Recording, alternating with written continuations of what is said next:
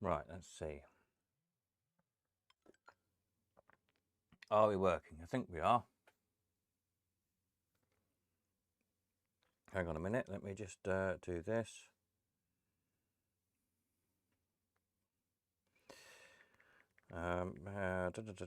Give us a thumbs up if we're online, and you can hear me. I'll just do there.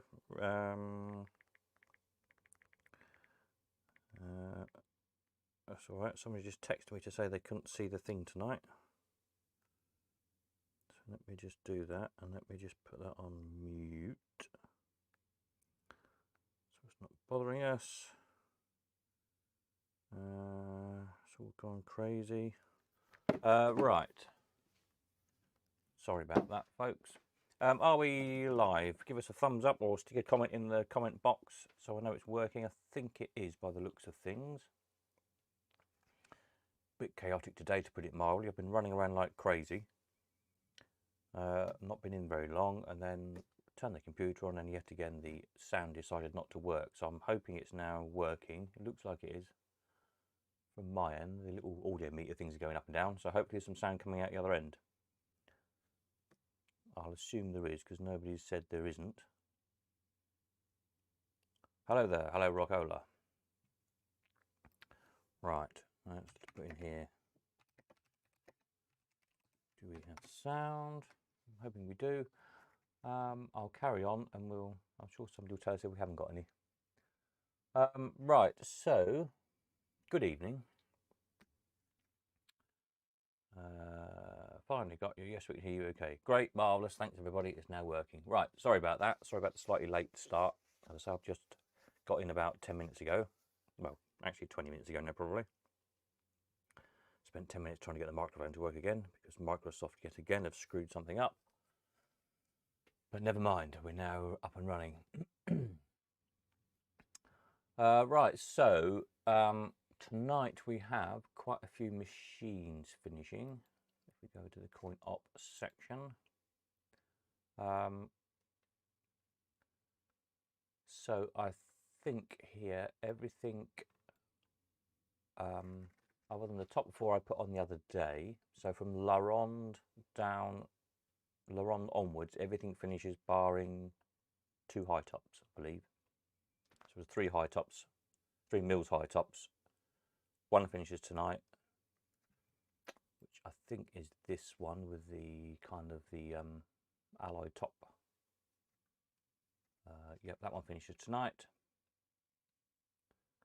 The Formica sided Bellamatic, that finishes next Sunday, the 11th. And then the last Bellamatic finishes, which is the one with the oak sides, finishes on the 18th. So just make sure if you put offers in, that you put offers on the right high top. Obviously your buttons will light up here with which ones you've made offers on.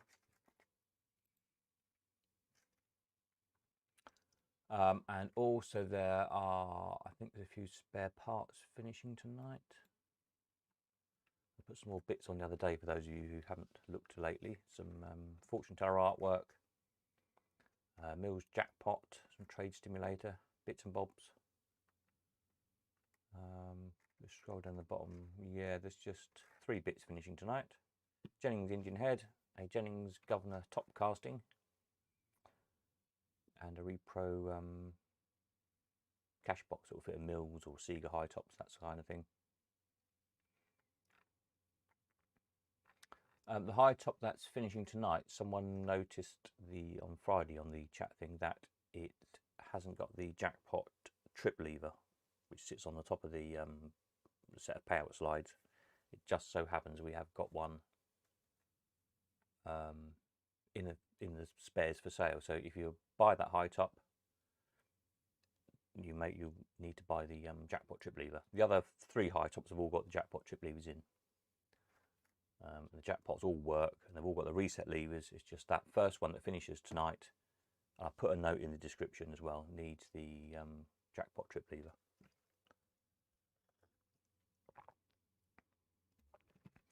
Right, let's have a look over here. Bellamatic, we can hear you. Peter says, finally got you. Peter Custom says, evening, Steve, good evening. And Paul says, evening all. Evening all. So yes, so don't forget, offers close midnight. If you're selling stuff tonight, which is mostly machines, go back to here so we know what we're looking at. So if you're the seller of La Ronde onwards down to the high tops, at the stroke of midnight, these will all disappear from the pages from here. So when offers close, then if you log into your account and go to your sales page, so if you're selling stuff, they'll currently be under the live tab. At the stroke of midnight, anything that finishes tonight will then move onto the Cogitate, the wonderful Cogitate page for you to cogitate. And there you have, I will get around to mocking up a page here, but it will have a little picture of the item, the top offer that's been received for it, and then two buttons, accept or reject.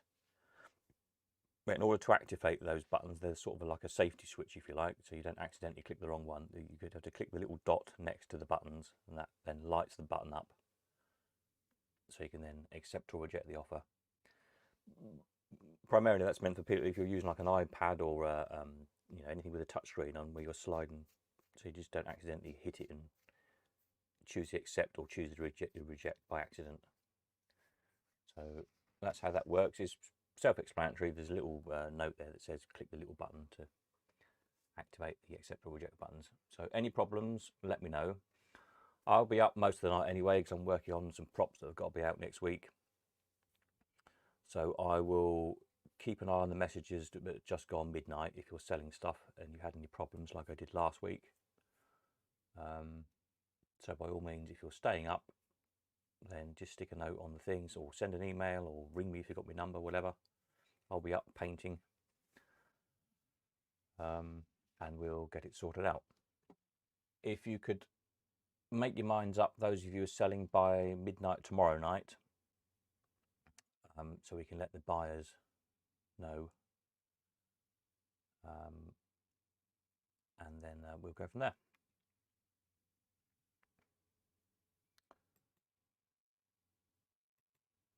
So hopefully that last week it all worked fine as it should do. Everybody got the hang of it. So hopefully there won't be any problems this week either. There's some 4 new machines being listed, which some of you will have seen Friday night when we did the little video. Also coming over the weekend is a nice pushy shooter. I think, did I put a picture up on the Instagram? I can't remember. I think I did. So a nice pushy shooter, 30s one. And a very nice, fully restored Gapwin, Brian's Gapwin, which you don't see very often.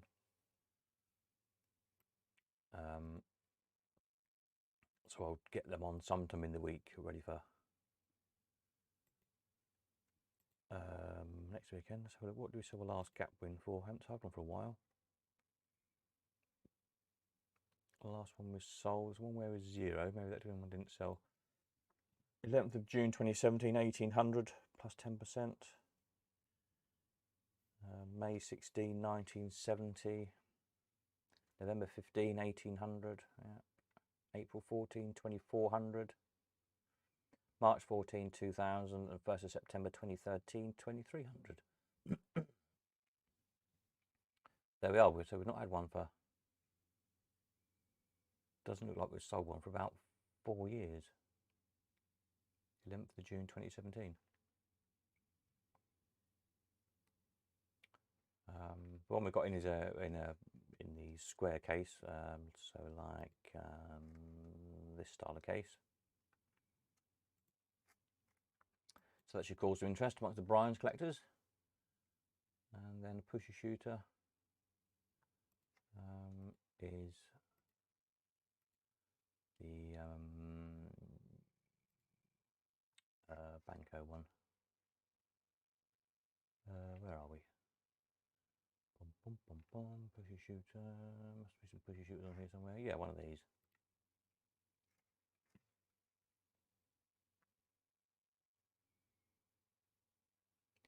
wide range of price on those. Just looking down, 880 was the last one we sold, and I think it needed a bit of work. Yeah, needed fully restoring.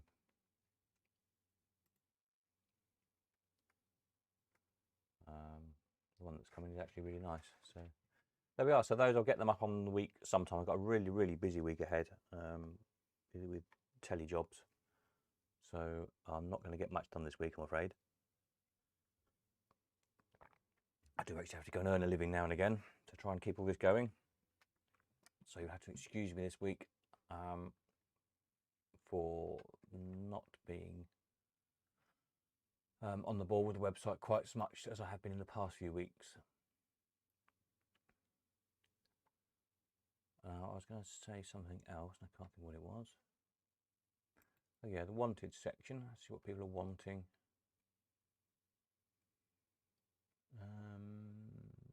Anybody's got any of these for sale? Duomat or Union Lux and any of those kind of roulette type German machines. Still looking for little wall mounted pushers if anybody's got any.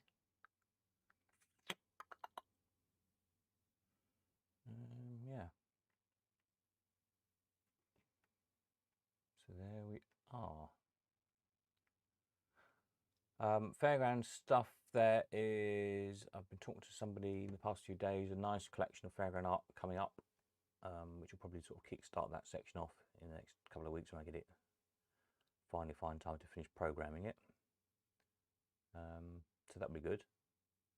And also I've been speaking to several now different collectors with enamel signs, so there will be a lot of enamel signs coming up in the not too distant future as well. Really it's just a case of people getting organised and you know, getting them here. So as soon as they get here, keep an eye on Instagram. I'll stick a picture on there, and we'll get them catalogued and on the website. Right, any questions from anybody? Anybody need to know anything about the things that are finishing tonight particularly? Because I know you all like to get your offers in at the last minute. So if you need to know anything on basically any of these machines other than the first 4,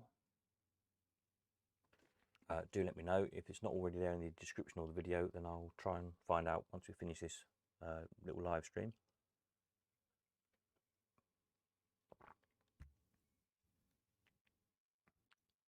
So you're all well informed.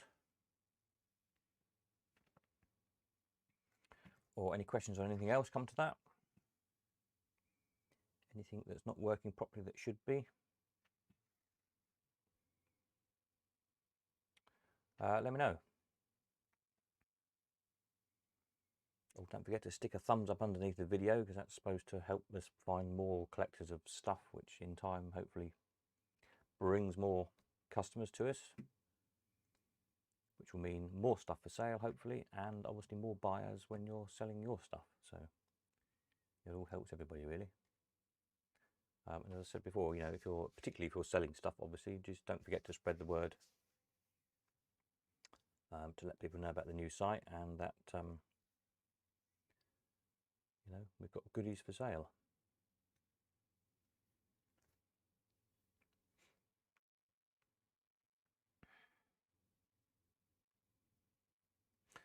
Yeah, so there's a couple of machines that come in over the weekend. I will try and get them on. I don't know when it's going to be honest. I'm up most of the night tonight painting stuff, and the next couple of days I've got to build this big magic prop, which I haven't even got the spec for yet, and then I'm out working on set Wednesday, Thursday, Friday, I think. So it's going to be a bit tricky this week. Tuesday night, the results live stream thing I will try and do somehow or other.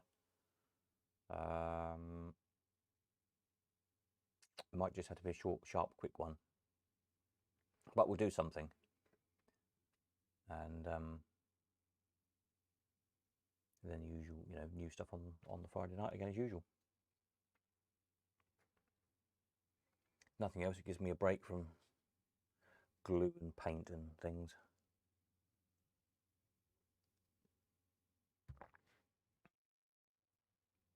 I was going to bring Mr. Punch in. I just picked up some Punch and Judy puppets. to put my Punch and Judy booth, which is going out on Wednesday. Right, anybody needs to know anything? Any comments, any chit chat, any gossip, any problems? Nobody's saying anything, so you must all be busy doing something else, I'm guessing.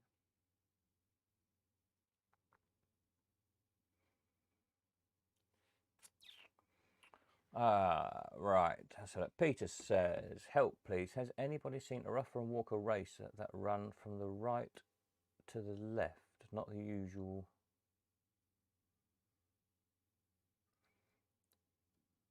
Not the usual left to right, you mean? Yeah. I have seen 2. Any info? Yeah, I've seen 1 or 2 that run the wrong way, as it were.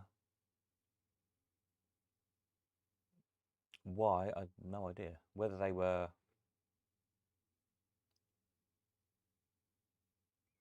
I'm trying to think if any other machines, you know, if they're not, maybe not Rougher and Walker mechs, maybe they... I don't know, I'm just speculating. Perhaps they might have been like early prototypes. Perhaps they used mechs out of something else, built their cabinets, and then went on to build, I don't know.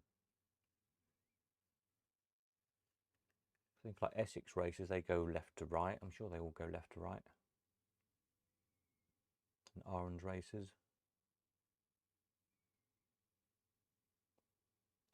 So I don't know. If anybody knows, if anybody's seen any or got a racer that goes from right to left, then do let us know. Paul says, just a thought, but would it be a bit fair if the person who put a wanted ad on could get first offer if the machine comes up for sale, say a week to make that offer before it's put up for everyone?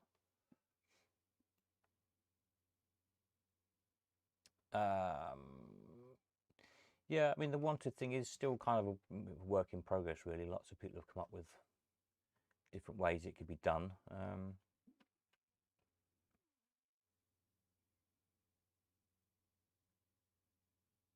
suppose it's a thing you have to kind of think from both perspectives, really. If you're, you know, if you think if you're potentially selling something that somebody else is wanting, you're going to want to get the best price for it, aren't you? So,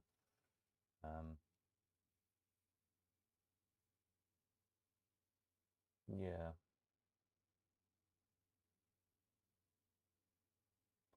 I mean, this is the trouble with any kind of system like this. Everybody individually wants, of course, it's human nature. They want it both ways, always. So if you're the buyer, you want the best outcome for you as a buyer. But when you're the seller, you also want the best outcome for you as a seller. So you have to appreciate that it always has to be, you know, you can't have it both ways, as it were.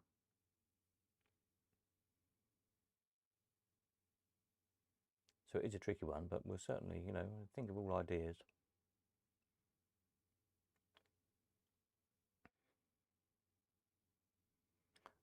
Somebody who collected the machine today was saying, you know, it would be if they put a wanted ad on and the thing come on, and then they didn't end up being the highest offer,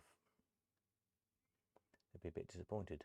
Well, yeah, I can understand that, but it's no different really than if the thing had come out of the blue anyway. You still, to get it, you still got to be the highest offer. The same as in an auction, you still got to get it. You still got to bid the most in an auction, or you've got to bid the most on eBay, or you've got to bid the most on Salem.com or anywhere else. If you want to buy the thing, you have to pay the most. That's just how any kind of auction system works. And as I say, when you think of from the other point of view, when you're the seller, you want to get the most you can get for your item. So you're not necessarily going to want to accept that first offer. So yes, we could make it so that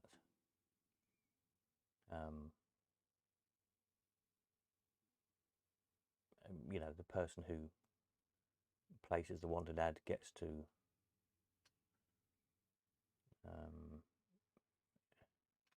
the thing is that the sellers are always going to turn up or down, aren't they? I mean, let's think of an example. What we've got here at the minute, wanted. Let's go back to the wanted page and have a look. So let's go for the top one, why not? So we've got somebody willing to pay up to £399 for a Union Luxus. So if you've got a Union Luxus for sale, you're going to think, well, am I going to accept that 399 quid? Or am I going to see if anybody else is willing to pay more? Well, obviously you're going to see if someone else is going to pay more, aren't you? The point of this is to let you know that there is somebody out there wanting to buy that machine.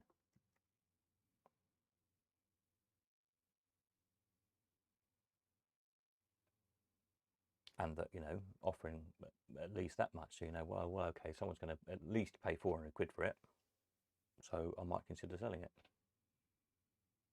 And if you've got one and you want 800 quid for it, you're probably not going to be very tempted to put it on the market. So it's, you know, it is a work in progress, and we'll see how it goes. We'll give it a few months and see what happens. And then if it's not working, we'll change it.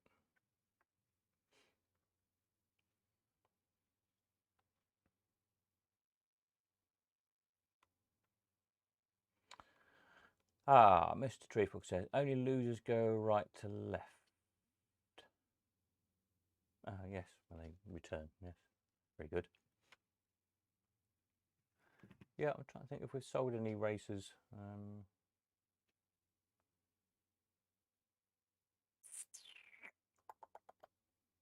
To go the other way. I think I might have sold one that goes the other way over the years. Peter says, Paul hit on something on the wanted ads with his idea. eBay does have a buy it now. It does, but eBay buy it now prices are always ridiculous, aren't they?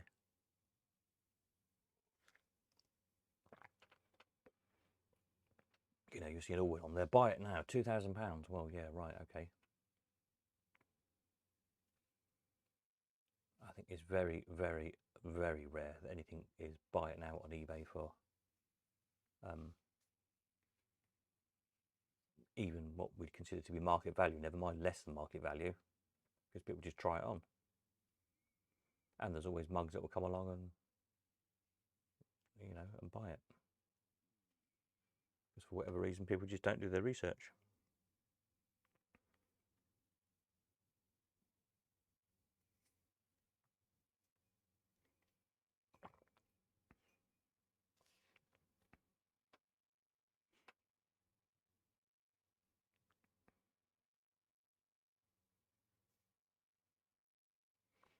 But it is, as I say, it is ultimately thinking of trying to see it from both perspectives all the time.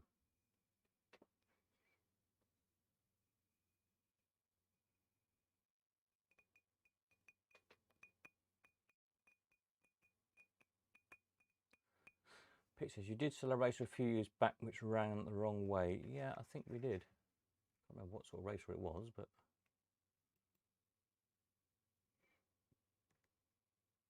let's do a racer type. Let's have a look. What are we looking for? For a multiplayer game, aren't we? We're looking for a racer of some sort. Right, it's not the side. That's left to right. I can see that's left to right. I can see that's left to right. Helicopters. I'm guessing it was one of these then. That's left to right, and that's left to right. Grand National maybe then.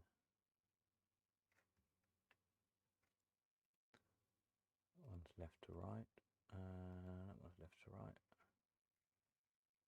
Okay. Grand Prix. Let's have a look on this one. What have we got? Left to right. Aha, there we are. It's that one. That's one. Two. Now, is that the same machine sold twice? Let's have a look. That's got kind of brass arrows above the. Yes, I think it's the same machine sold twice by the look of it. Look at the wear on the coin slot. Yep, it is. So yeah, so it's a, if you're looking for it, Peter, it's a Grand Prix racer, and we sold it on the 7th of December 14 for 1,700, and then we sold it again in June 16 for 1,500. And that went right to left. Hmm.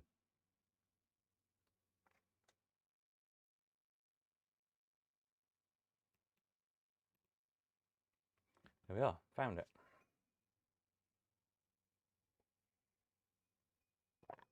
Car racer, yeah. It's even a little close up there, a bit like with the cars at the other end of the track, as it were. She's got rougher and water painted backflash in it as well. And those kind of like Van Wall style cars. Can't remember who bought it.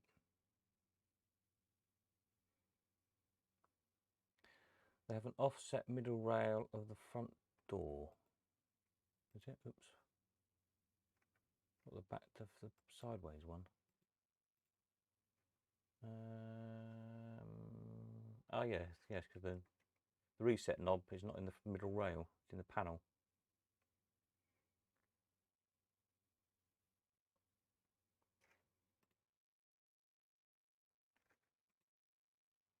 Whereas that one, the left to right, is the reset knob is in the middle of the rail.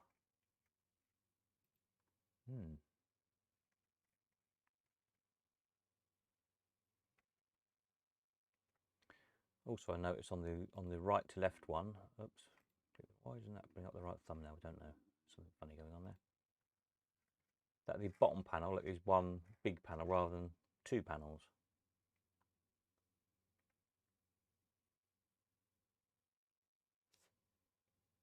So that's another difference in the cabinet.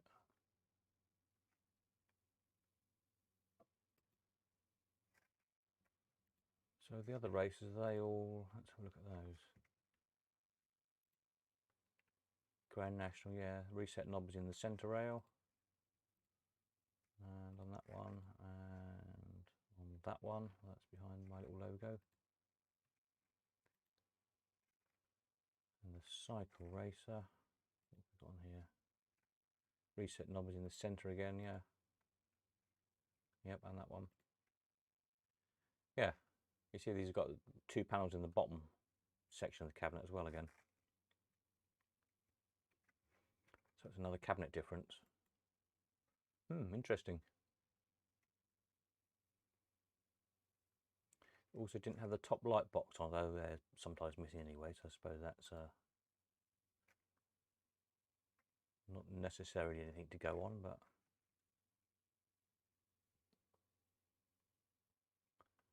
yeah, I wonder if they may have been perhaps an early conversion of somebody else's machine, perhaps. The handles are right out to the sides, not so far in as usual. I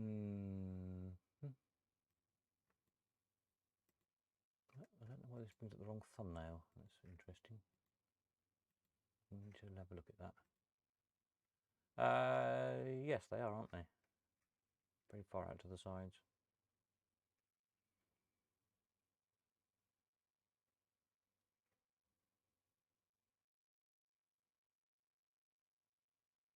Yeah, I don't know. My guess is they're either very early or very late.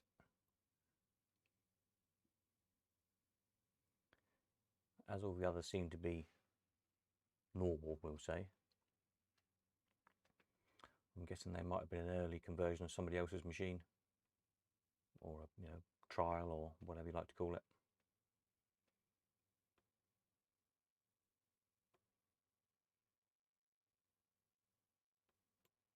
Interesting though. Don't know who owns that one now. If anybody knows.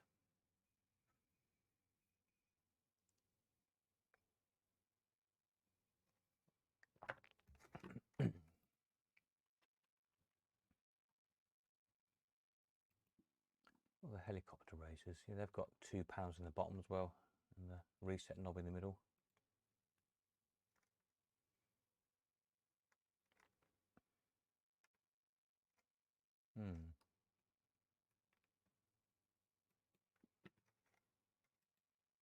Interesting.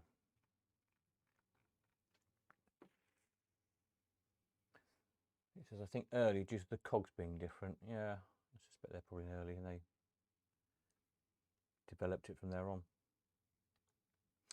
Benamatic says, I disagree, Steve. Buy it now prices can be used to achieve a speedy conclusion to a sale. If I make an offer option, is used, sellers can counter offer, which can result in a fair price for both parties.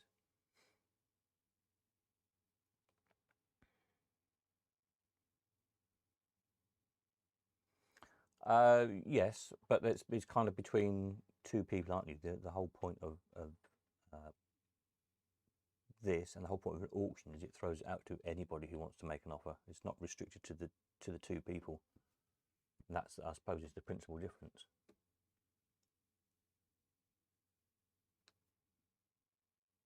Of any any kind of auction system or sealed bid system like we're running here, is that that everyone has a chance to bid on it. You're not just restricting down to one or two people. It's something you could do as an option, I guess, in the future. It's not terribly difficult from a technical point of view. As I say, again, you think of the other way around. If you're selling something, if you're locked into offering backwards and forwards with one person, how do you know you're getting the best price? There might be 10 other people want to make an offer. I mean, for instance, on that first batch of 14 machines we sold, the average was about 6 offers per machine. In this last batch, I didn't look at all of them, but I did look because there was a lot of interest in the Bimbo box. I think there was 15 offers on the Bimbo box. Well, if the seller had been,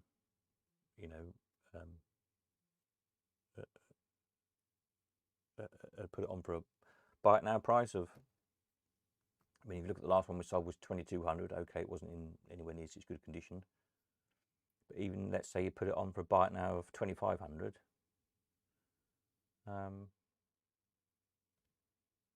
He'd have walked away with whatever it was, £800 less or something. So I don't know. I personally don't see the advantage of if you're a seller only dealing with one offer, one person making an offers on your thing. To me, if you're selling something, you want to get in as many offers as possible from the marketplace in order to ensure that you're getting the best price. Hence why, as I say, at the moment, we may well reduce the time down to a couple of weeks in the future, but at the moment, with travel difficulties and one thing and another, giving people 3 weeks, which is essentially 3 weekends, which is when most people are free and able to come and have a look at things. So they've got time to come and have a look and decide if they want something or not, raid their piggy banks, ask the wife's permission, whatever else they need to do in order to rustle up enough money to make a decent offer on something.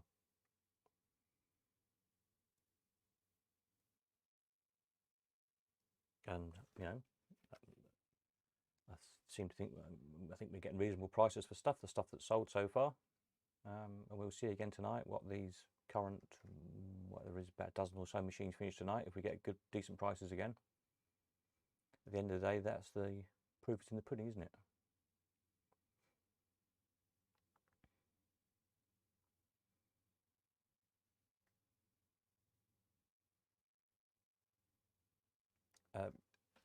And yes, I agree, Bellamatic. There, it's a slower process, if you like, doing it like this. Although it's really not any slower than the old days of the auctions. If you think, okay, by the time you'd put something into the auction and the actual auction had come around several weeks later, it's probably not really any different than 3 weeks now. So, okay, yeah, if you stick it on eBay, you might get a bite now within a few days.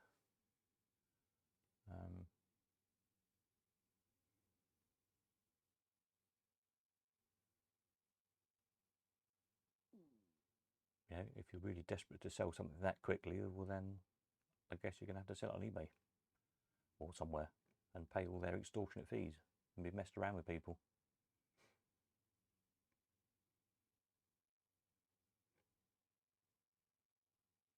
Fortunately, most people are not in a hurry to sell stuff, not that quickly anyway.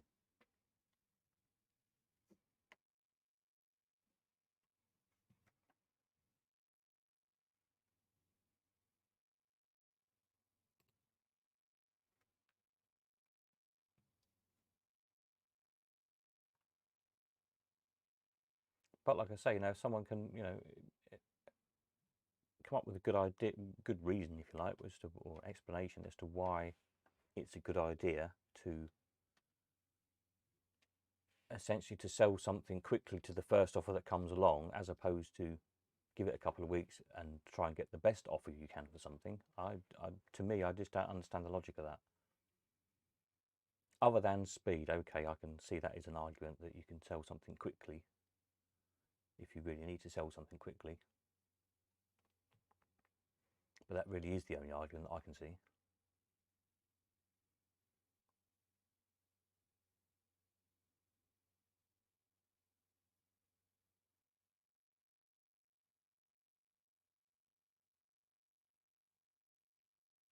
I mean, from a buyer's point of view, as as a buyer, you're trying to buy as cheap as possible, and you want to lock out all the other buyers. Obviously, that's your objective as a buyer, isn't it? But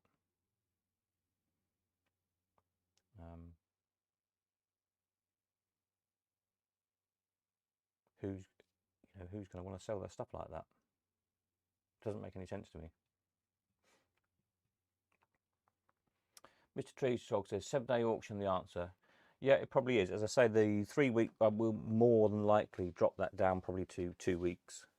Once the travel restriction things get a bit easier for people to move about, and possibly also once we get back to Leamington, so we're a bit more central in the country, because it is a bit further here in Cambridge for people over the west to come to. Obviously, for those of you like yourself who are nearer to Cambridge, it's great because we're not so far for you to come and look at stuff.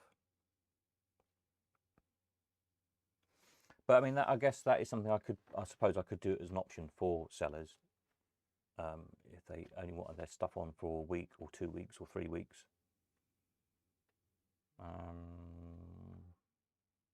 Could do that. That might be a happy medium, perhaps, for the meantime.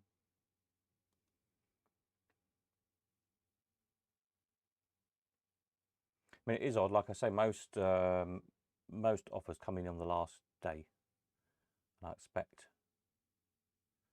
last week there was, I can't remember, was it 30 odd offers coming within the last, within the hour before midnight, something like that. And there's no advantage to doing it like that. I think it's just forced a habit of people. So the the 3 week viewing thing was just my idea, really, while it was difficult for people to get around. Having said that, most people, I think now, with everything being videoed,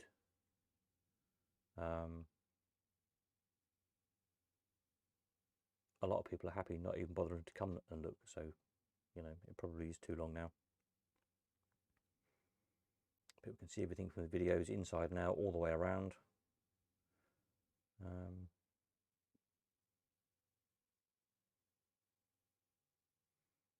So yeah, perhaps we'll try that from the next week or two, of giving the sellers the option of 1, 2, or 3 weeks to list stuff. And then if you need to sell something quickly because you bought something else or need the money or go on holiday or whatever, you'll have that option. I was going to say I'll make a note, but I probably haven't got a pen here as usual. My phone beeping.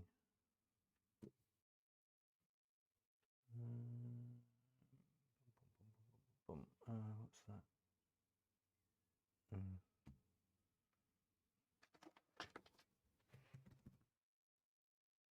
Nope, don't know what I've done with it. Right. I think we've chewed that one over. Any more for anybody? Any more bright ideas? Any more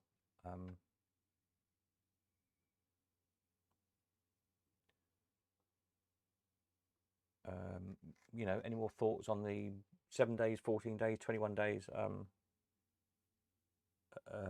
listing period, etc.? Peter Cousins says, too far for me to come to view, really. Yeah. I mean, at the end of the day, wherever we are in the country is going to be too far for a lot of people, obviously. Leamington is about as central as you get, really, if you look at a map.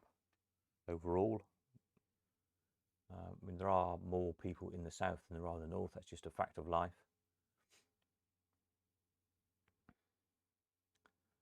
And it is difficult, you know, what do you do? Ultimately, there are collectors down in Cornwall and there are collectors up in Scotland, collectors down in Kent, and so on and so on. That is just how it is. So we're always going to be a few hours for some people.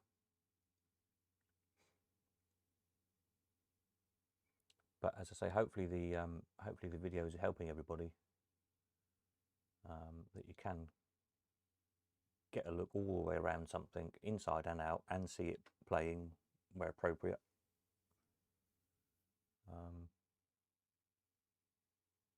And you know, enough information there to be able to make your decision. I mean, you certainly get more than you get on eBay, for example, where you only get photographs, or just about any other auction in the land where you only get photographs or a photograph.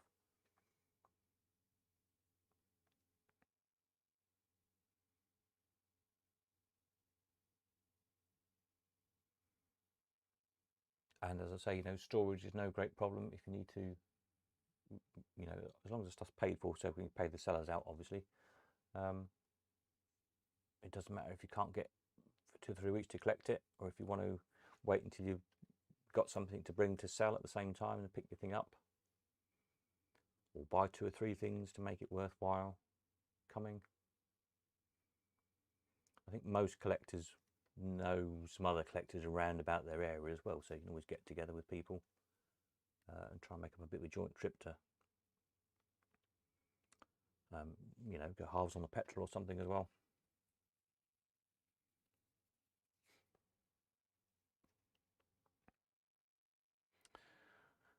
Peter says the machines that did not sell, are they going to be relisted?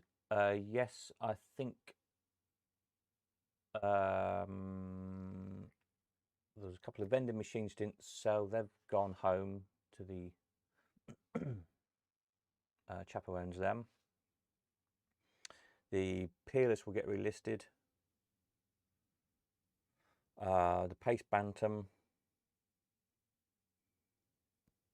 What else was there? The Wonders Space Shuttle win. 1, 2, 3. I think there was 5 things. I can't remember now. I can't easily get to anything on the computer to see. There's the Space Shuttle win, the Peerless, the Pace Bantam. Oh, there was a Trade Stimulator. It wasn't a little Marvel, I think it was. Trade Stimulator and the Mini Sega. So those 5 will go on again.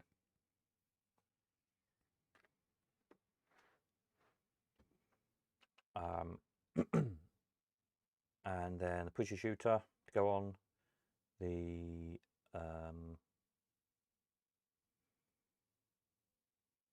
mine's gone blank. Gapwin, Brian's Gapwin.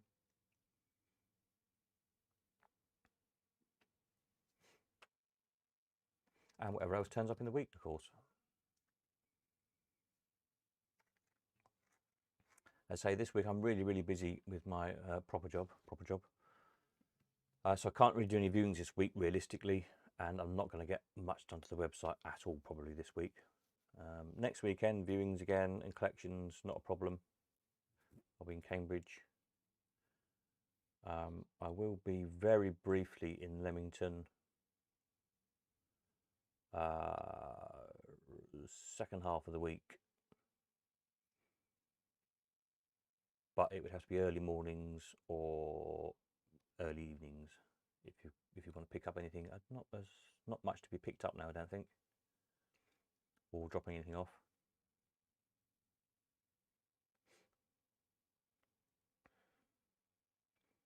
Hopefully next week we'll be back to relative normality.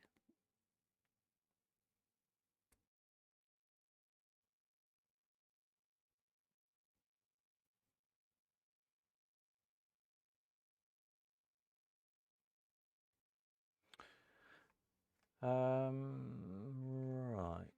Any more for any more?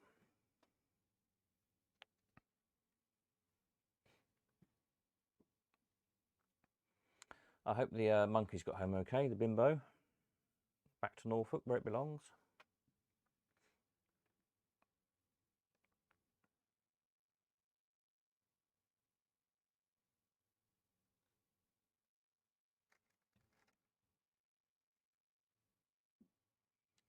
I don't know what's going on with the numbers on my thing tonight. It keeps going up and down. It looks like there's still some people watching. So we'll carry on for a little bit. What is the time? Nearly 9 o'clock. Oh, something's just gone very funny. I don't know what's going on. Something about football just flashed up. What on earth was that about? No idea. What's this? Create a highlight video. No, I don't want to do that. Add a stream marker. No, I don't want to do that. I'll learn how to use this OneTube one day. Right, what does it say here? There's 15 people still watching apparently. Okay, right. Any more questions from anybody? Anybody need to know anything, particularly about the things that are finishing tonight? As I say, if you're one of the sellers, if you missed earlier on when I mentioned it, if you're one of the sellers, as at midnight, if you go to your account page under sales, here, like so, you should wait for the internet to wake up. Anything that finishes midnight will move from the live list and it will come under cogitate for you to decide whether or not you want to accept the offer. There's two buttons there, accept or reject, but you need to activate them. It's like a safety switch. There's a little tiny little red dot next to each little dot to click next to the button, and that activates the button. It's so you can't accidentally, if you're swiping like on an iPad or a phone or something, if you're using that to instead of a computer, so you can't accidentally click the wrong button. So click on the little dot next to the button, then the button will light up green or red for accept or reject, and then you can click the appropriate button. And that's it. That's all we need to do, accept it or reject it. If you accept it, the seller gets a message to say, you know, well done, you've won the item, please send the money. And if you reject it, then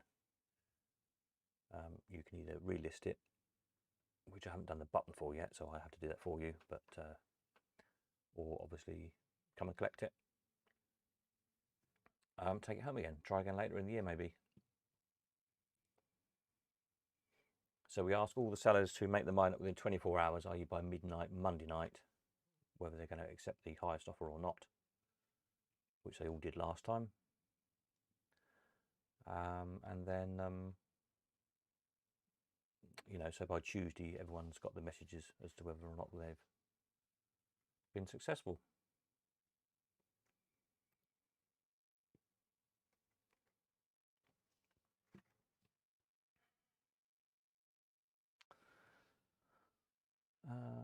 Mr. Tree Frog says, I wonder how much demand there is for resto projects, as most machines put in so far are shopped. A lot is the answer to that. I'm getting asked all the time for machines to restore.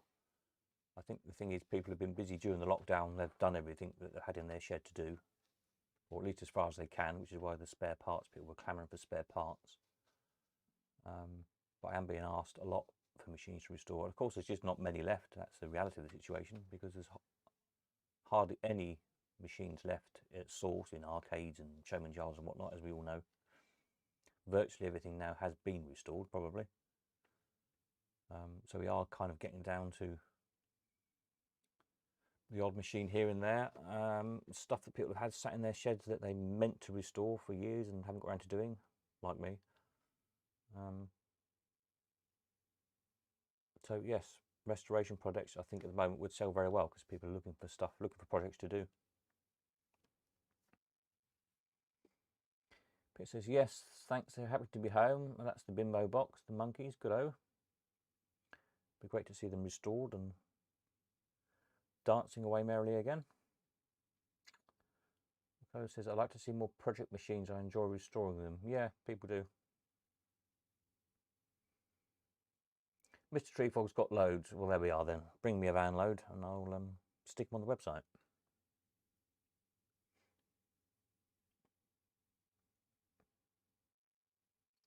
There's a Mills Poinsettia coming in for restoration. I know that needs doing. I think it's all there from what the chap was saying. It's just something he bought donkeys years ago and sat in his shed and never got around to doing.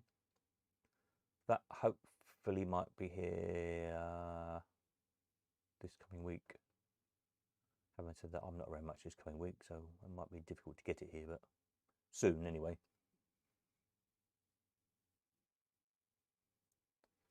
I always think they're a really pretty machine. I mean, they're not uncommon, but having said that, we haven't sold one for a while.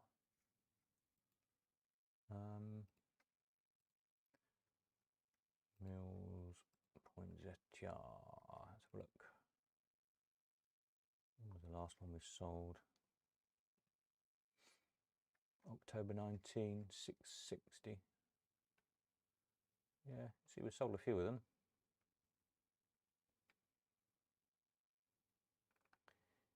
Various states of repair.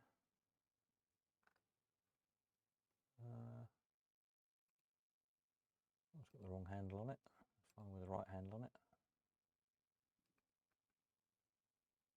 Yeah, I just always thought they were a nice looking machine.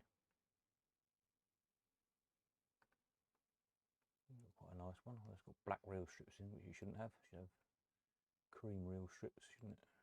That's better. Flat handle, yeah, that one looks about right. 2016, what did that one make? Which one was it, that one? I clicked on, I can't remember what one I clicked on. No, that one. No, that one. Yes. 320, well, that was cheap as well.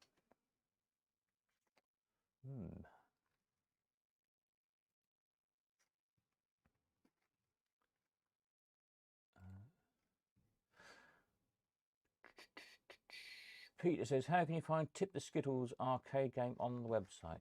Tip the Skittles is a Jameson, isn't it? I think. So coin up, search by maker. Have I got it even listed?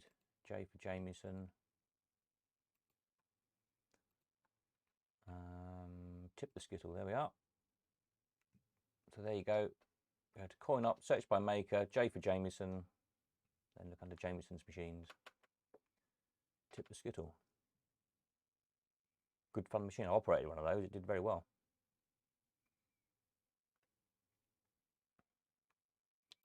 Oh, that was a, I don't know what that was, some strange contraption. But I thought these both come out of John Morley's collection. I think that might be one that John modernised. Obviously, that's roughly how they should look. Although the top looks, I think it should be a chrome plate on the top. I can't remember.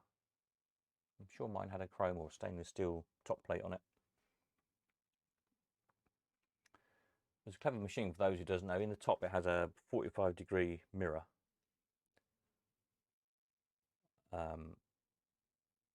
And then sort of further down in the machine are plastic Skittles, bowling alley Skittles, cut in half. And the coins collect in them. So they're like a cup, if you like, and the coins tumble down, some pins collect in them. And when they fill up, they just tip over on a little spring and tip the Skittle.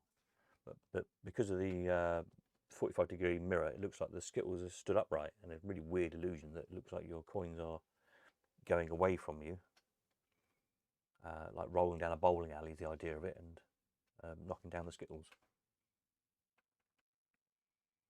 Quite a fun machine.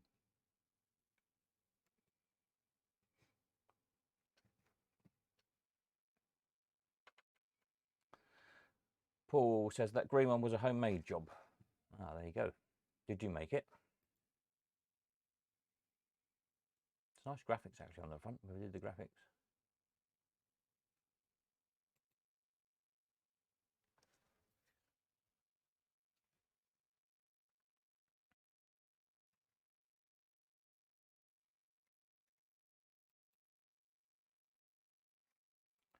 What other weird Jameson's machines have we got? Let's look. Jameson's. On any of these makers, if you haven't figured it out yet, when you go buy machines by maker, and it's got all the machines listed. If you go right to the bottom, scroll down the bottom of the list of machines, the very last link is show all their machines. So, you know, rather than going to directly to a particular machine, if you go to show all their machines, you get a page like this with so far all the machines that they made that we've listed. So there's also, if Peter's paying attention, Skittles Strike, which is very similar, Jameson machine. It's a different name, I think, but basically the same thing.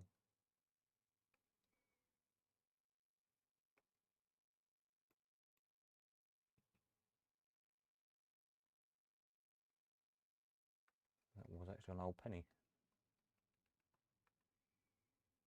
Oh yeah, it's got chrome on top. I think that must be the one that I had on site. Thought it had a chrome coin slot on the top.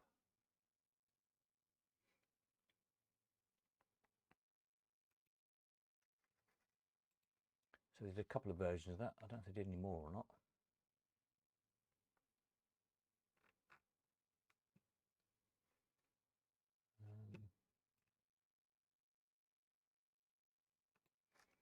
Skittle Lolly. I've got a name. I don't know what that is. If anybody knows what a Jameson Skittle Lolly is.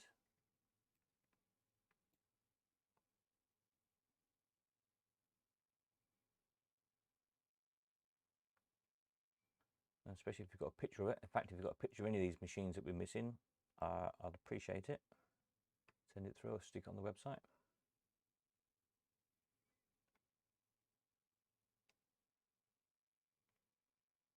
There's Bowling Alley as well. I don't know what that is. Jameson Bowling Alley.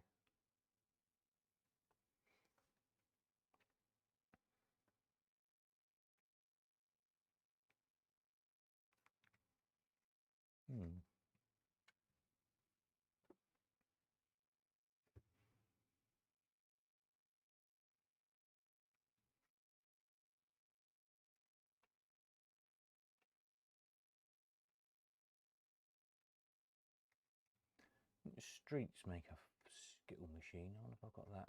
I think they might have made something.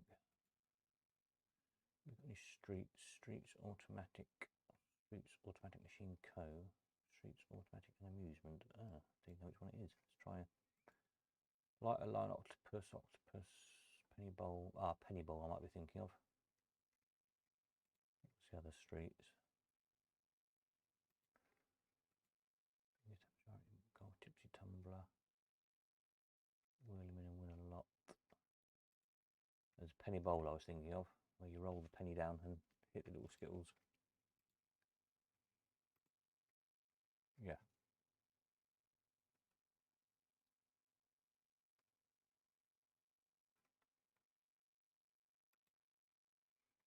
Operated those as well. The last one I had of those went down to Folly Farm, I think.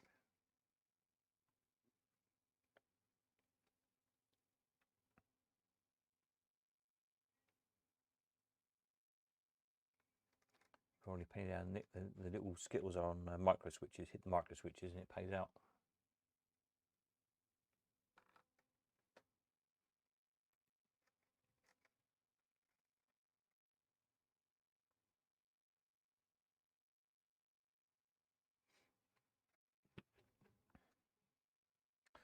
Paul says, no, made by an old friend, made a few for me. Roller coaster, a conveyor copy, but start the ball at the top.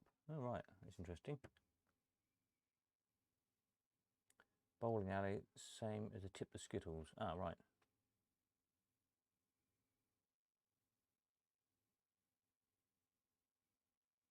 The conveyor starting from the top. Sounds interesting.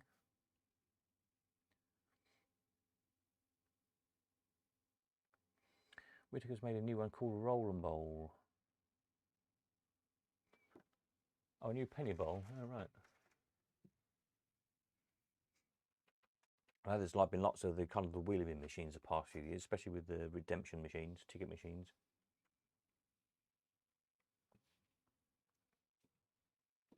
Jamieson's did a wall-mounted bingo. Don't think that's listed yet. Oh, I don't know.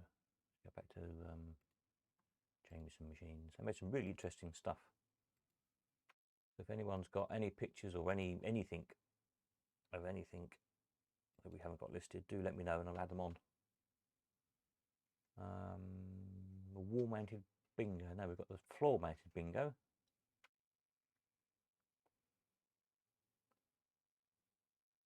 Which we sold a couple of. 3 of those were sold apparently.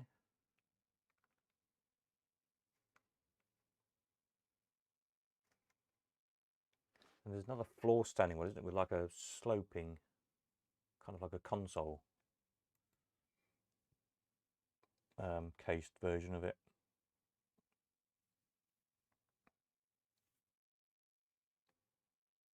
And I think they made 2 or 3 in that format. I think there's a darts one from memory. Kind of sort of waist height, so if you stand at it with a sloping top. I haven't got any of those listed.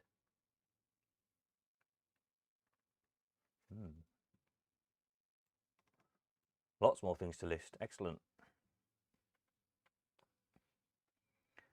Skittle Lolly, the same as well. Ah, if you've got pictures of them, it'd be great to see them. Get those gaps filled in.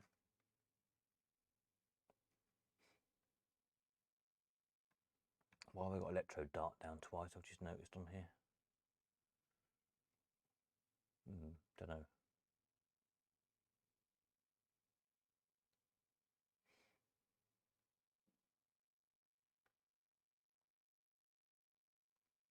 Pushover, I'm assuming that's a pusher.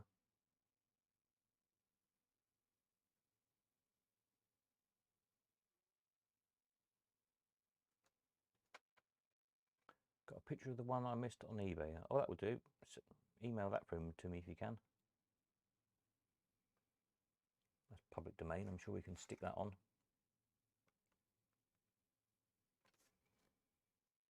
If anybody really gets upset, I'll just take it off again.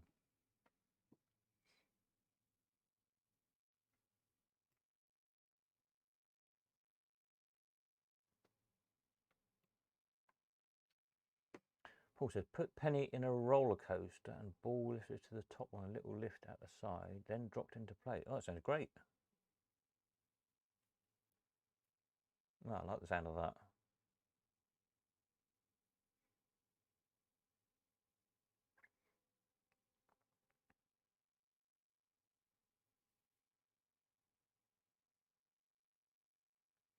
I think there's a lot of machines of that kind of era that just, you know,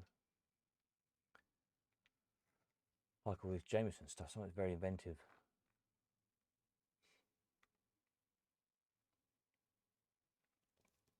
I'll send a picture. Marvellous, thank you. I'll get that. I've still got to do the bimbo video when I get 5 minutes to do it.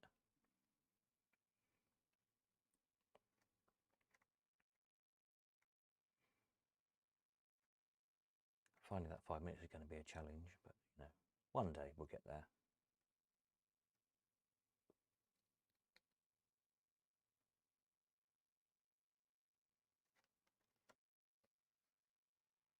Oh, excuse me. Knackered. I've got a lot of work to do tonight. Yeah, I've still got those 2. What have I done with them? Don't know where I put them. Somewhere I've got a couple of 1973 coin slots. I've got some nice machines in. Interesting stuff I've never seen. I'm going to sort of, you know, cut the adverts out, as it were, and upload those.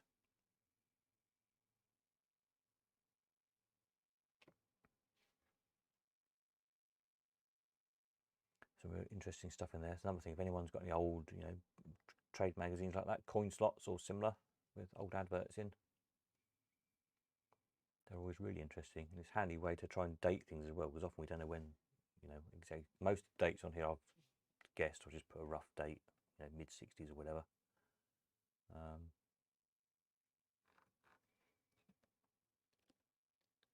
But hopefully over time we can, you know, gradually improve the information as more stuff gets gathered in.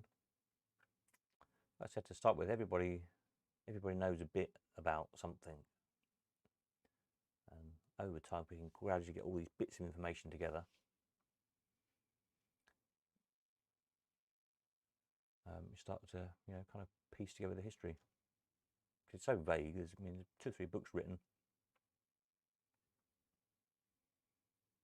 but even some of the information in the books we now know is wrong. People thought it was right at the time, of course, or they just didn't know, so they guessed whatever. With, you know, what information was available, and over time more information becomes available.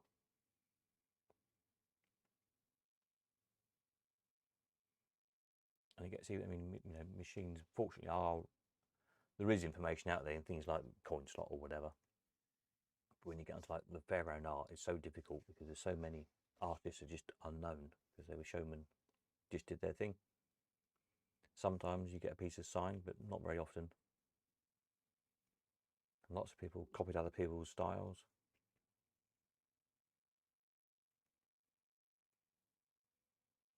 So it gets hard to figure out who did what. But it's kind of interesting.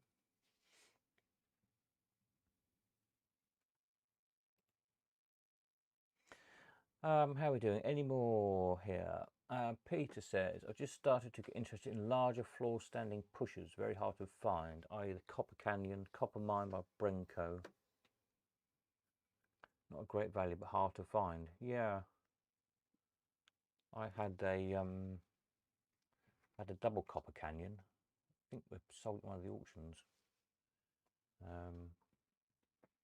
I got that from Norfolk, funny enough. That come from...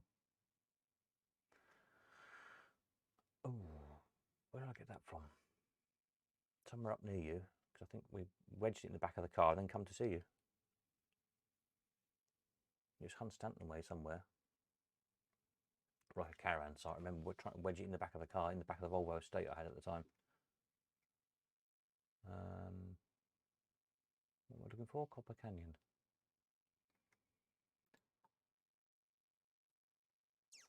I can't remember if it got sold. It probably got sold pre-Elephant House days. I think it got sold when we did the big auction in Leamington, when Dave and I sold all the stuff out the arcades when we closed down. I've got a feeling it went in that auction. Copper, yeah, I've not even got it listed on here. But it was a double Copper Canyon. Nice machine. It has like a kind of a roller with like prismatic plastic on it or something, so it kind of glitters as it goes round.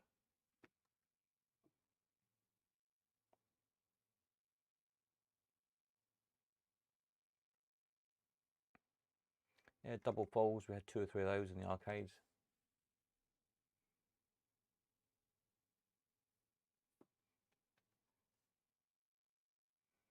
And the Flipper Winner, great machine, Flipper Winner.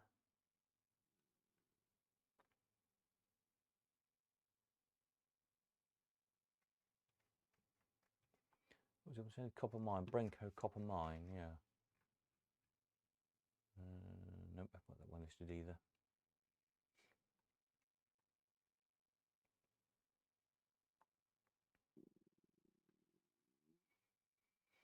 Yeah, I guess they just didn't get kept, did they? Because it's just so big.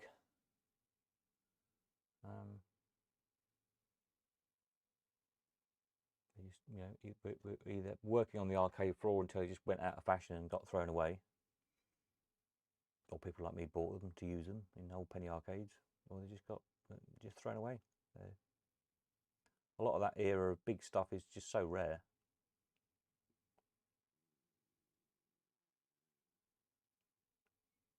I remember years ago down in Canvey Island in the amusement park, there was a huge building there.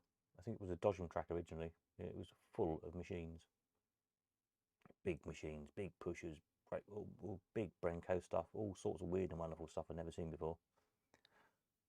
And we just couldn't get it out. I think it all just got bulldozed in the end when they bulldozed the park to build a housing estate.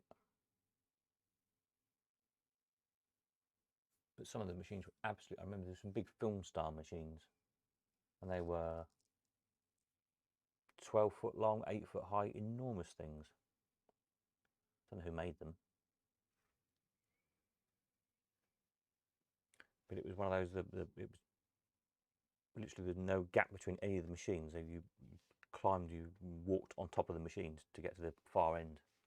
And of course, the further you went back, the older the stuff was. So the best stuff was right at the back, and there was just no way to get it out. And just inside the door was, you know, relatively modern fruit machines. But there was always like the 70s Bell fruit machines, which now people want, which then weren't worth anything. I'm talking probably, that must have been 25, 30 years ago now.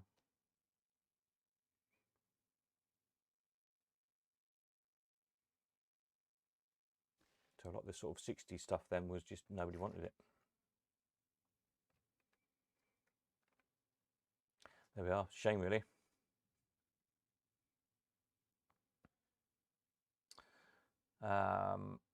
Paul says, I'll send some pictures of those as well. Yeah, thanks, Paul. Yeah, it'd be great. I need to get hold of, there's a, I can't remember his name, collector in the Midlands has got a lot of 60s stuff, some really interesting stuff.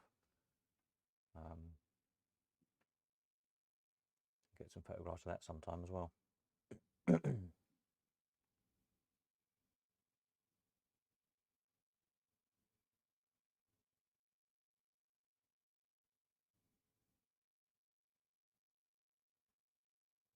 Because it is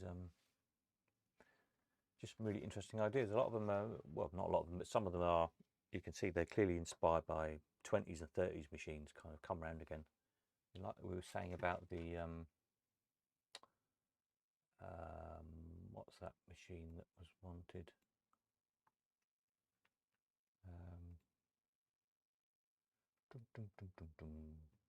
The swinging swinger,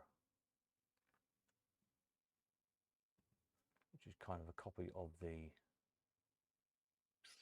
Silver Arrow made by, I can't remember who made the Silver Arrow machine.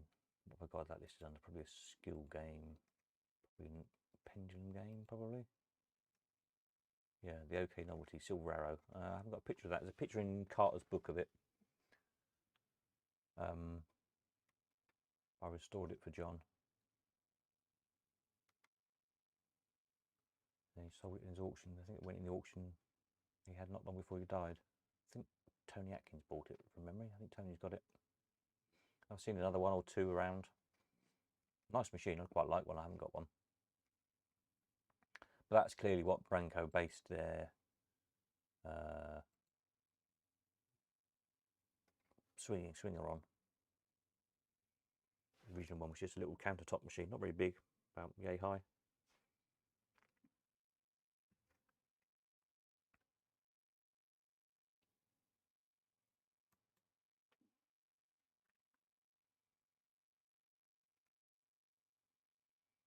I had somebody today also wanted the Branco Wheel of Fortune.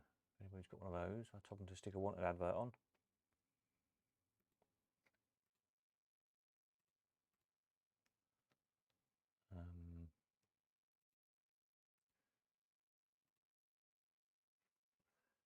One of these. They put a bit of picture on this, bit of a ropey picture, isn't it there?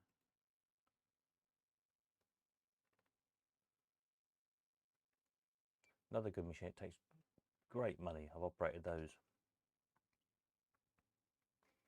The arrow is just constantly going round. We're flashing the lights around. So it's an attractive looking machine when it's running.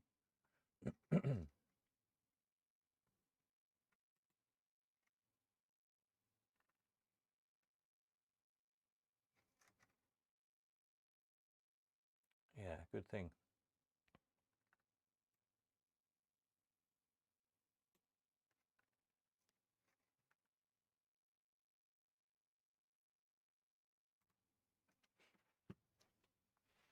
How are we doing? Any more for any more?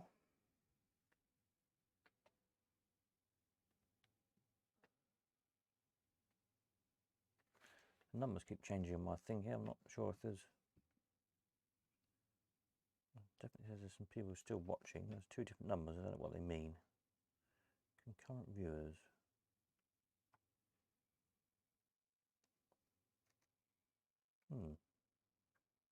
Anyway. There's still a few people watching, so we'll hang on a few more minutes. If anybody's got any questions or queries, particularly about the things that are ending tonight, which if you've joined us late is everything from, on the Coin Up page, everything from La Ronde down to the High Tops. Two of the High Tops, two of the Mills High Tops finish next weekend and the weekend after respectively. One finishes tonight and the Sega High Top finishes tonight as well, and then all the rest of the machines other than the first four. And there's a few odd spare parts finishing tonight as well. So the ones at the bottom of the list. I also added some more spares the other day. If you haven't looked on that page recently, So there's some original fortune teller artworks. It's an original unused Allwyn Deluxe centre plate. That's actually, it looks like it's paper, but it's actually printed on shiny tin plate. Just needs cutting out.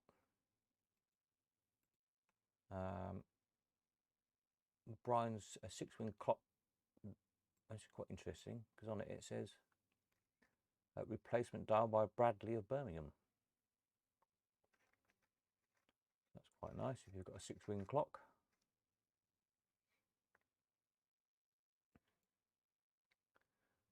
Mills Jackpot 2 as a complete Mills Jackpot. Very handy if you've got one missing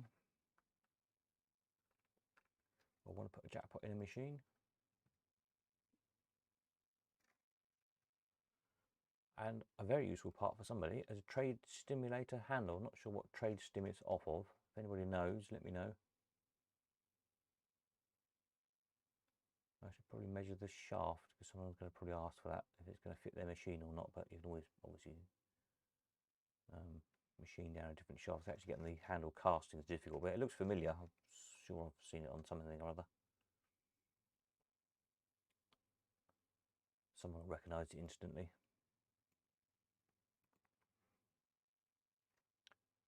Yeah, handy bit.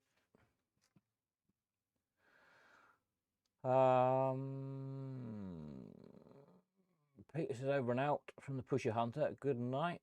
Good night. Bellomatic says, do all the machines at Ending Tonight have bids? I think so, from memory. Let me just have a quick look again. Last time I looked.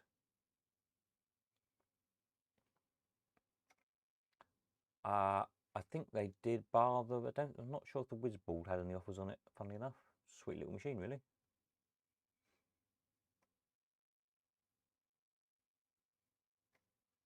I think all the others have. Yes, is the answer to that. And virtually all of them will. In fact, I think they will all sell for whatever offers they make. The chap.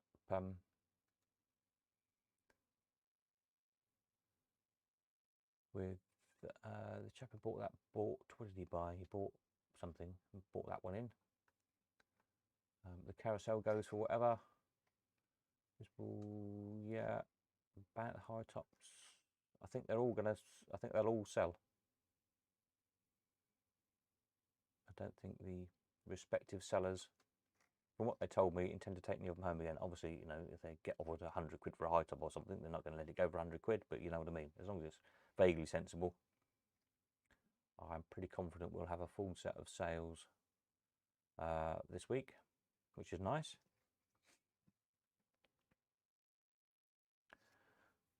David Bushell says, does the Sega high top pay out as it should, including the jackpot? Thanks. From memory, I'm sure it did. Working jackpot, yes, jackpot works, and trips and resets, etc. I mean, I haven't checked every single payout combination. Admittedly, I haven't on any of the banners because you don't have time to do that. But you know, I usually, you know, you'll see on the videos I play them until a payout comes up. And if whatever payout that is pays out, then I, you know, just assume the rest of them do as well. It's not that I, you know, set a particular payout or fiddle it wherever. I just literally just play it. Then you usually just trim off the first part of the video because it might be 10 pulls to get a play, so you just do 2 or 3 pulls before whenever I get a win up.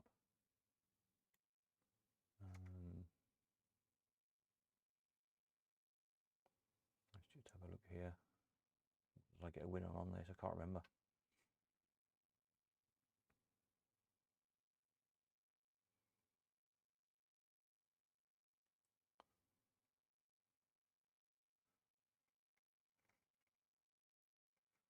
Did I get a winner on that one? Actually, you didn't get a win on that one. I might have given up.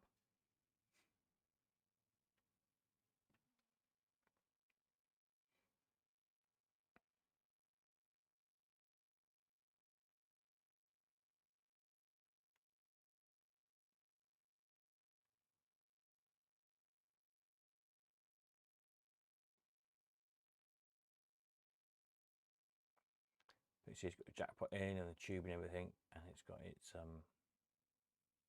trip and reset. The only one I said the Mills high top that finishes tonight, and I have put a note on there. Somebody spotted Friday, which I didn't spot the first time round. So this first high top,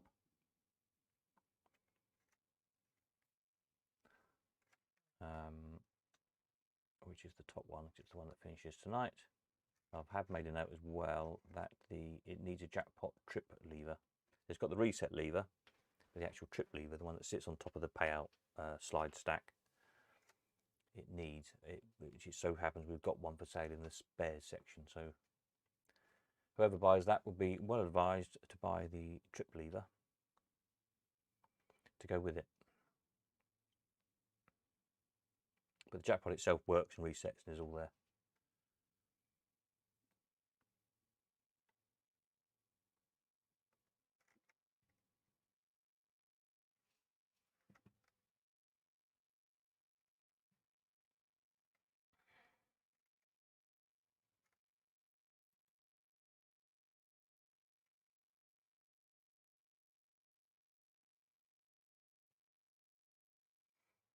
The Jubilee, the twin jackpots, that works. The Furman Fronton hasn't got a jackpot in it at all.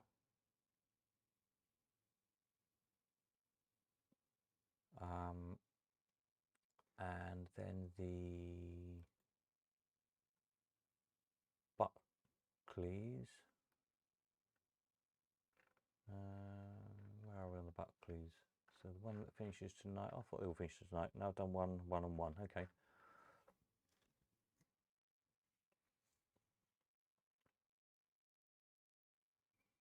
Yeah, so the Buckleys will vary a bit, but I'll put in the description. For example, this one, the one with the kind of the flat front, if you like, it's got a Buckley mechanism. An old penny, pays out coins. And the second one with the castings on the bottom, that's all Buckley. There's Buckley mech with a jackpot mechanism, which pays out a little token.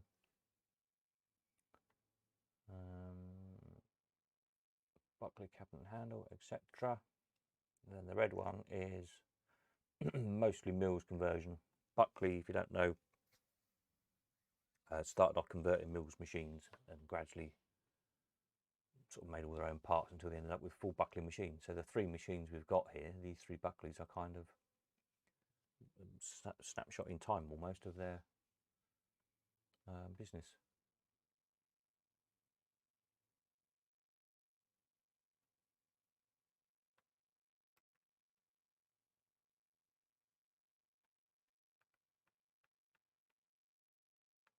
So got, the red one is sort of mostly Mills. So Mills mech, Mills cabinet. That top casting is probably Mills. Then they added the little bezel around the escalator window and so on. You see this casting is the same as on a Black Cherry, etc. And then this one, the one that finishes tonight, is more Buckley because it's got a Buckley mechanism in it. It's probably still a Mills handle. There's Buckley castings. And probably a Mills cabinet. And then this one, the middle one, is all Buckley.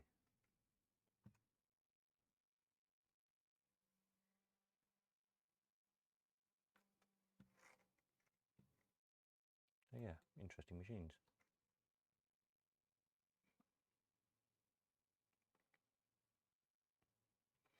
Any more questions from anyone? Anybody need to know anything?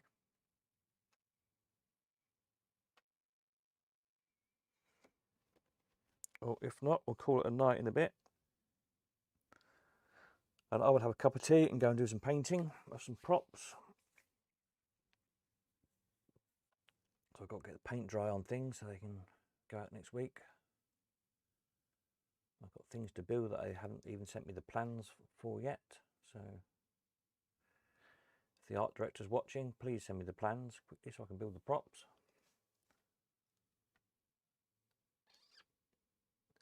And then, as I said, if you're one of the sellers, I will check in again just after midnight. So if you're one of the ones like last week who is desperately waiting till midnight to see what offers you've got, which is fair enough, and there's a problem or you can't figure out what to do or how it works, just send a message through the website and I'll check it at sort of 10 past midnight or something, and get back to you straight away. But in essence, if you joined us late, all you need to do after midnight is go in your account page, go down to sales, and instead of your items currently being listed under live, if they're finished tonight, they'll then move onto the next page along the next tab, which is the cogitate. And against each item, there'll be two buttons. Will be the offer. So we've been offered £500, let's say, for your machine. Two buttons, accept or reject, and you need to click the little dot next to the button to activate them. It's like a safety switch, so you can't accidentally click the wrong button. So click the little dot next to the accept button or next to the reject button. That lights the button up. Then you can click it. And that's all we need to do, and we do the rest.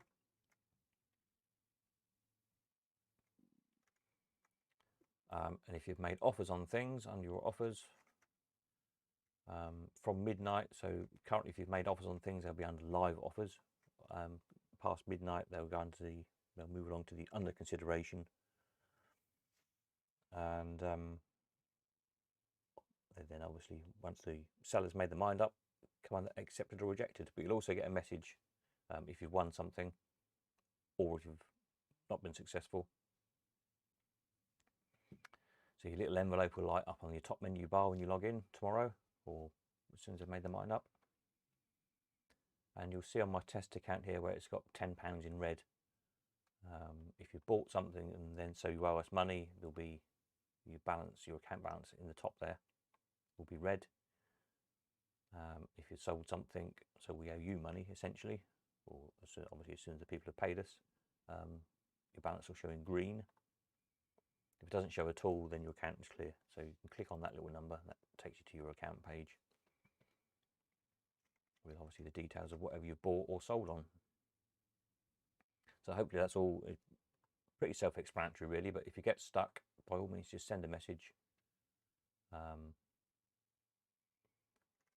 we'll explain how it works. Once you've done it once, it's pretty easy.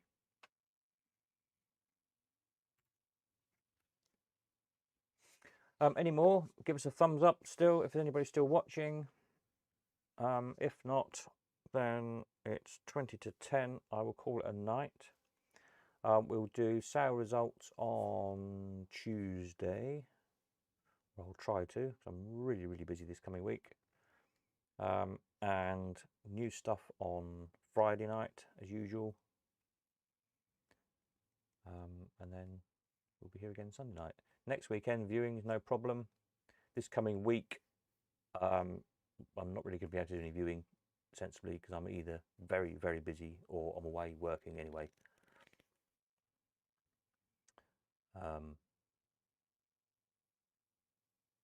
But the weekend should be fine.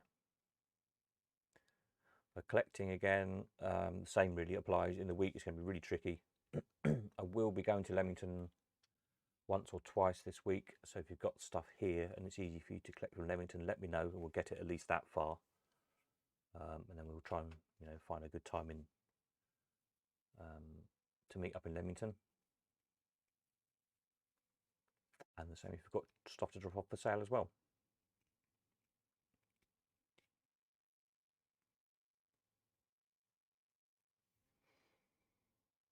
So I'll give it a couple of more minutes. If there's no more questions or comments or anything come in, I'll assume you've all gone to bed and gone to sleep. Now there's always a couple of minutes delay on here, so I don't want to close it off if somebody's still typing a question. So I'll give it a couple more minutes. Somewhere here it tells me the how long we've been going for, if I can find it. I've lost it. I don't know where it is. Oh, here we are. Hour and 30 minutes. Oh well, that's a good time to stop almost, isn't it?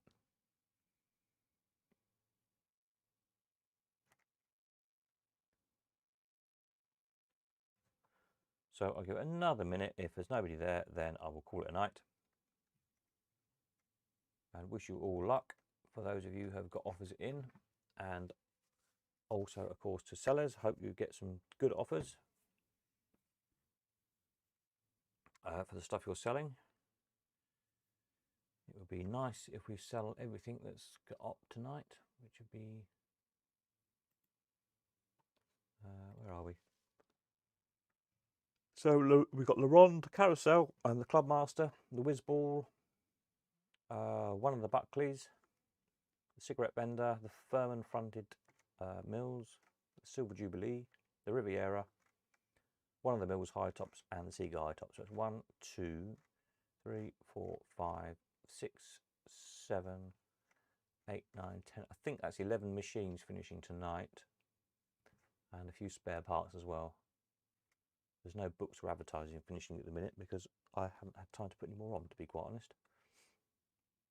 There's a whole load of books here to go, but they're an as and when. They're all from the same seller. He's not fussed when they go on. There's some Fairground books which I said we'll put on when the Fairground section goes live with Fairground Art, etc. Then there's some Steam books and some Automata and all sorts of things. So they'll just go in due course over the next few months, I guess.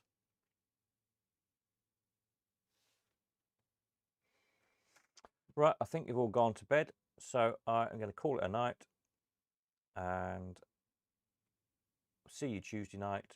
Any problems after midnight with buying or selling, just send a quick message through and I will check it sort of 10 past midnight or something, just to make sure everyone's okay before we go to bed tonight. And best of luck, and we will catch you on Tuesday night. Nighty night.